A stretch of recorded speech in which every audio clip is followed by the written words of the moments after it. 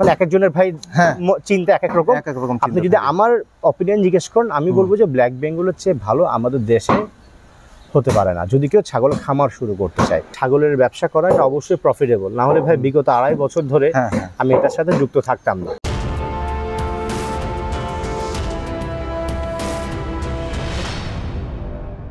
আসসালামু আলাইকুম। দেশ ও দেশের বাইরে থেকে যারা আমার এই প্রতিবেদন দেখছেন, কৃষি বন্ধনের পক্ষ থেকে সবাইকে জানাই প্রীতি ও শুভেচ্ছা। দর্শক শ্রোতা, আজ আবারও আপনাদের নিয়ে এসেছি ঢাকা মিরপুরের ইস্টার্ন হাউজিংয়ের আন্নুর অর্গানিক ফার্মে। এই ফার্ম সম্বন্ধে বিস্তারিত জানাবো আজকের প্রতিবেদনে। আশা করি আমাদের সাথেই থাকবেন।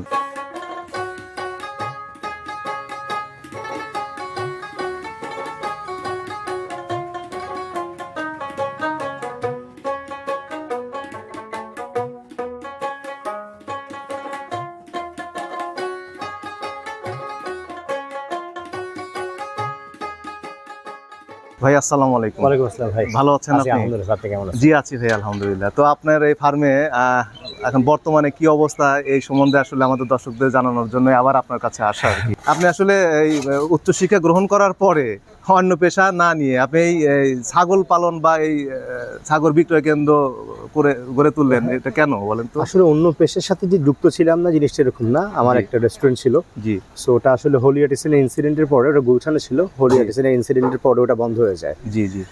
তারপরে আমি আর একটা ব্যবসা করি, ওটা এখনো চলতেছে। ওটা হচ্ছে আমরা ওই যে আপনার শিপিং কন্টেনার আছে না, জি জি, শিপিং কন্টেনারটাকে আমরা আপনাকে হচ্ছে ইন্টেরিয়ার সলিউশন দিই আর কি। মানে বেসিক্যালি আমরা আপনার কন্টেনারটাকে পুরো বাসা, অফিস, রেস্টুরেন্ট যে যেটা চাই কাস্টমারকে আমরা সেরকম করে এইটা সলিউশন করে থাকি। আচ্ছা। সো ওটা আমাদের সেই 2019 সাল থেকে আমাদের আছে। ওটা আমার এখন ওটা বেসিক্যালি ওটা সাইড বিজনেস হয়ে গেছে, বাট মেন ব্যবসা আসলে ছাগলের। কারণ হচ্ছে প্রথমে যখন করোনা শুরু হলো, আমি আর আমার মামা মেজর সারোয়ার রিটায়ার্ড, উনি আমাকে বললো যে করোনার সময় তো আসলে মানুষজনের গরু কিভাবে কিনবে, কোরবানি কিভাবে করবে, এরকম একটা ইস্যু সবার ভিতরে আসতেছিল। হাট হবে কি হবে না, করোনা মানুষের হাটে হলে ছড়া যাওয়ার চান্সেস বেশি থাকে। তখন আমাকে মামা বলল, তাহলে নাবিদ চল একটা কাজ করি, আমরা 15টার মতো গরু নিয়ে আসি।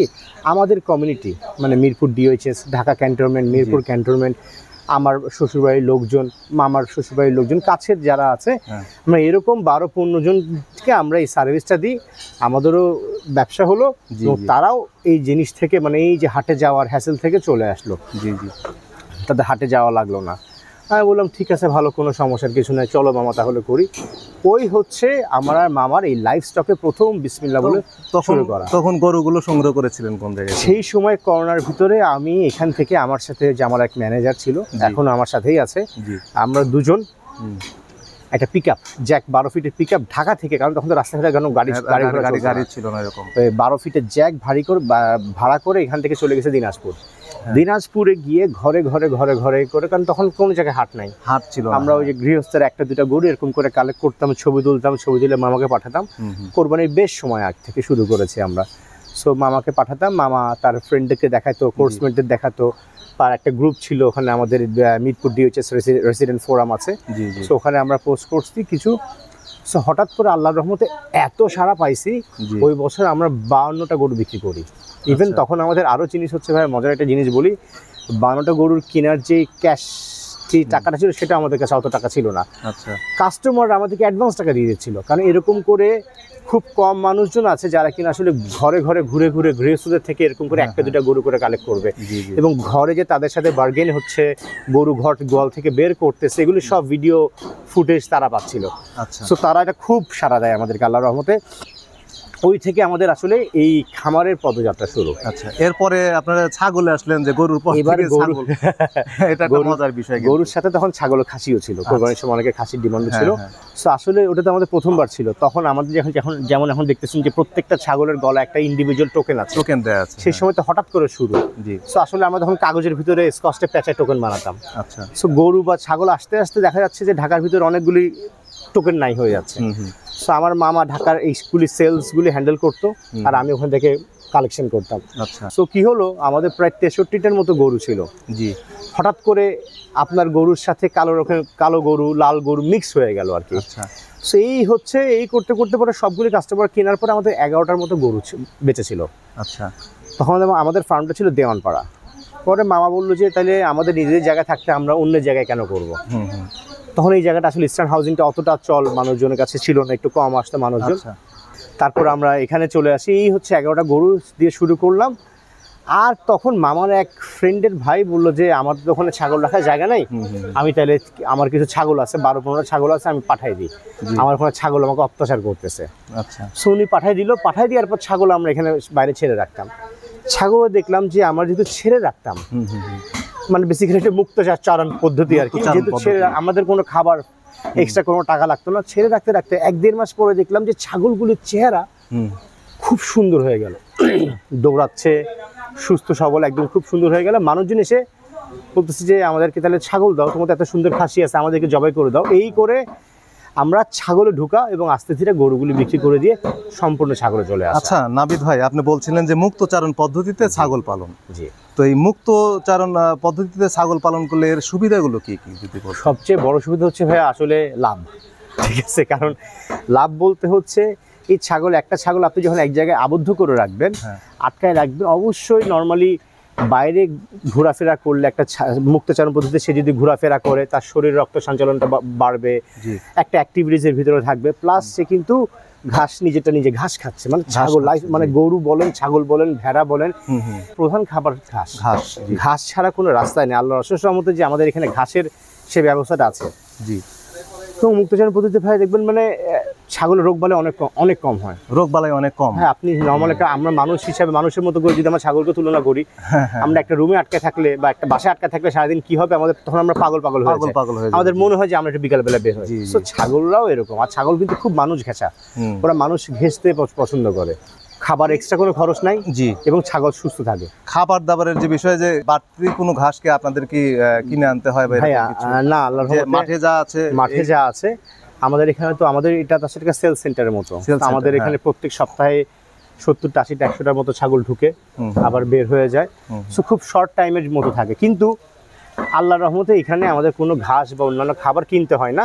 কিন্তু আমরা কিনতে হয় না বলতে আমরা যে শুধু ঘাস খাওয়াচ্ছি তা না, প্রতিদিন সন্ধ্যার সময় ওঠার সময় ওদেরকে একটু ভুসি দিই আমরা, বাট ইটস মানে ভেরি লিটল, খুবই কম। একবেলায় শুধু, মানে শুধু একবেলা বলতে ধরেন যে 70টা ছাগলের জন্য 2 থেকে 3 মগ, মানে একটু ভুসি খেলে ওদের মুখের রুচিটাকে চেঞ্জ হয়। এইটুকুর জন্য হচ্ছে ভুসি দিয়া, মানে 1 বস্তা ভুসি কিনে ধরেন যেটা আমাদের 15 দিন যায়। আর এই যে ছাগলটা বিভিন্ন জায়গা থেকে আপনার ছাগলগুলো সংগ্রহ করছেন, করার পরে খামারে নিয়ে আসা পর্যন্ত একটা রিস্ক থেকে যায়, যে অনেক সময় দেখা যায় যে রোগ বালাইয়ের একটা বিষয় থাকে। তো এই বিষয়ে ছাগল পালন সম্বন্ধে কি আপনার কি কোনো প্রশিক্ষণ নিয়েছিলেন? না ভাইয়া, আসলে ছাগল পালন বিষয়ে আমার কোনো প্রশিক্ষণ নাই, নেওয়ার সুযোগ হয় নাই। ধাক্কায় শিখা আর কি, মানে এই ছাগল নিয়ে হ্যান্ডেল করতে করতে শিখা। বাট যারা কিনা প্রশিক্ষণ নিয়া বা যারা কিনা খামার করতেছে এত বছর ধরে, তাদের ওই অভিজ্ঞতার সাথে আমার একদম খুবই অল্প অভিজ্ঞতা নাই বললেই চলে। কিন্তু আসলে হ্যান্ডেল করতে করতে কিছু জিনিসটা একটু আইডিয়া হয়ে গেছে। এই যে এগুলো করতে গেলে আপনাদের মানে প্রতিকূলতার কি এরকম কি কোনো প্রতিকূলতার সম্মুখীন হয়েছিলেন? অনেক প্রতিকূলতার সম্মুখীন হয়েছে। কি জিনিস সম্মুখীন হয়েছে? যেমন প্রথম যখন ছাগল ওই 12-15টা ছাগল বিক্রি করে ভাবলাম যে ছাগলের ব্যবসাটা তাহলে শুরু করি। জি, এত সুন্দর একটা জায়গা আছে, মানুষজন এখানে আসতে পছন্দ করতেছে, বিকালবেলা ঘুরতেছে। সো এবার আমরা প্রায় 55টার মতো ছাগল প্রথমবার আমরা নিয়ে আসলাম। আচ্ছা, আনার পরে ভাইয়া দেখতেছি যে আসলে শীতকালে আনছিলাম, অনেকগুলো ছাগলের পিপিআর ছিল। আর ছাগলের সবচেয়ে ডেঞ্জারাস রোগ হচ্ছে পিপিআর। পিপিআর হলে ছাগল বাঁচানো খুবই ডিফিকাল্ট হয়ে যায়। জি জি, আসলে ওই তখন 16টার মতো ছাগল আমাদের খুব একাকার অবস্থা। এর ভিতরে আমরা 11টা ছাগল মারা গেল আমাদের। আচ্ছা, 5টা ছাগল আমরা বাঁচাতে পারছি। এটা অবশ্যই আল্লাহ চাইছে বলে বাঁচাতে পারছি। কীভাবে বাঁচাতে পারছি? আমি একটু ইউটিউব দেখলাম, অনেকজনের সাথে কথাবার্তা বললো যে ছাগল পিপিআর হলে অনেক পাতলা পায়খানা করে, জি, এবং মুখে ঘাও হয়ে যায়, নাক দিয়ে সর্দি পড়ে, সেগুলি অনেকগুলি আবার পায়ে অনেক সময় তখন একটু প্রবলেম হচ্ছিলো, সব কিছু মিলায়। সো আমিকে একজন বললো, উনি আমাকে সবার ফার্স্ট এই জিনিসটা বললো যে যতবার পাতলা পায়খানা হয়ে যাবে ততবার তাকে মুখে অতটুকু পরিমাণে খাবার দিতে হবে। আচ্ছা, অনেকগুলি একসাথে ছিল, যতবার পাতলা পায়খানা হচ্ছিলো আমরা ততবার তাকে স্যালাইন খাওয়াচ্ছিলাম, মানে পাতলা পায়খানা হচ্ছে স্যালাইন খাওয়াচ্ছিলাম। এরকম করতে করতে করতে করতে তার শরীর যাতে উইক না হয়ে যায় এরকম করে, প্লাস হচ্ছে আপনার মুখে ঘাড় জন্য আমরা ওই চিটা গুড়ের সাথে একটু হলুদ বা আর ওই এফএমডি পাউডার, হ্যাঁ, এগুলো কিছু মিক্স করে মানে নিজেরা হাতুড়ি চিকিৎসার মতো করে এই হচ্ছে 5টা ছাগলকে আমরা বাঁচাতে পারছি। আর 11টা ছাগল মারা গেছে, বাঁচাতে পারি নাই। বাট যখন এই 5টা ছাগলকে বাঁচাতে পারছি তখনই ভাই আসলে সাহস আসছে, যে মনে হয়েছে যে আমি ইনশাল্লাহ হ্যান্ডেল করতে পারবো।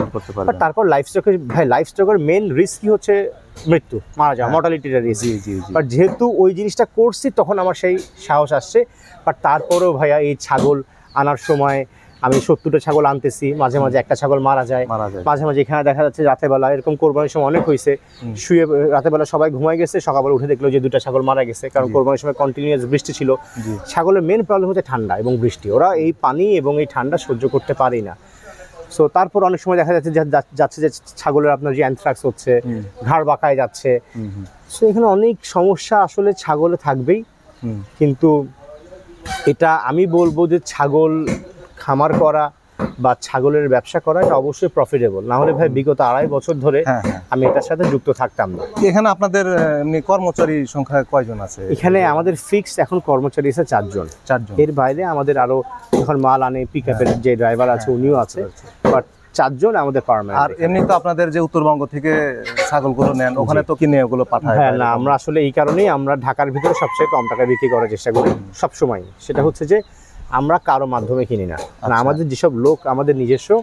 আপনাদের কি নিজস্ব লোক ওখানে? আমাদের নিজস্ব লোকই যায়, নিজস্ব লোকই ওখানে গিয়ে কিনে নিয়ে আসে। কারণ আমরা আসলে কেন কমে দেওয়ার চেষ্টা করি, তো মানুষজন ধরুন যে এখান থেকে একজন শুনলো যে উত্তরবঙ্গের একটা কথার কথা সৈয়দপুরের তারাগঞ্জ হাট ওই শুক্রবার সোমবার বসে বা বৃহস্পতি সোমবার বসে অনেক কমে পাওয়া যায়। তো তারা গেল কিন্তু হচ্ছে যখন তারা গেল, ঢাকার পার্টি আসছে বা চিটাঙের পার্টি আসছে, তারা কি করে প্রথমে 2-3টা ছাগল আপনাকে খুব কম টাকা দিয়ে দিবে।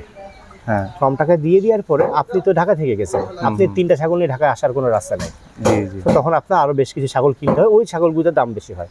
সো এইসব দালালের চক্রের ভিতরে আমরা ভাই এমন না যে পড়ি নাই, প্রথম আমরাও পড়ছি। ছাগল প্রতি 3-4 হাজার টাকা বেশি দিয়ে আমার ছাগল কিনতে হয়েছে। বুঝতে পারছি। আমার কথা হচ্ছে আমি যদি রংপুর থেকে ছাগল কিনে নিয়ে ঢাকায় বিক্রি করি অবশ্যই আমার লাভ হওয়ার কথা, কারণ অবশ্যই রংপুরের দাম কম।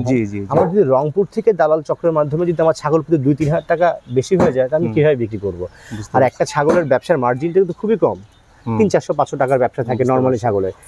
বাট এখন আমার নিজের লোকজন নিজেরা যায়, নিজেরা কিনে আমরা নিজেরা বিক্রি করি, মাঝখানে কেউ নাই। বুঝতে পারছি। আচ্ছা, আপনার কাছে যেহেতু আপনি বেশ অনেকদিন হয়ে গেল এই ব্যবসার সাথে সম্পৃক্ত, তো নতুন অনেক উদ্যোক্তা আছে যারা প্রাথমিক অবস্থায় খামার শুরু করতে চায়, তো তাদের জন্য আপনার কি পরামর্শটা থাকবে? পরামর্শ বলতে খামার শুরু করা আর ছাগলের ব্যবসা করা দুটোর মধ্যে ডিফারেন্স আছে। সো যদি কেউ খামার শুরু করতে চায়, আসলে এটা মানুষজনের নিজস্ব পছন্দ যে আমার শখ আমি ছাগলের খামার করবো, আর হচ্ছে আমি ছাগলের খামার করতে চাই, করে কিছু করতে চাই। আবার এই দুটার ভিতরে ডিফারেন্স আছে। সো যাদের টাকা আছে তারা অনেক সময় শখের হিসাবে দেখা যাচ্ছে যে অনেক ভালো ভালো জাতের ছাগল তারা কিনতেছে, এক একটা ছাগল 70,000, 1 লাখ, 1.5 লাখ টাকা।